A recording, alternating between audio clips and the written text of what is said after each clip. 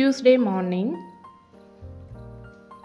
கோகுலாஷ்டமின்றதுனால அன்னைக்கும் நைவேத்தியெல்லாம் மாற்றி வச்சுட்டு தண்ணியெல்லாம் மாற்றி வச்சுட்டு விளக்கேற்றி வத்தி ஏற்றி சாமி கும்பிட்டாச்சு.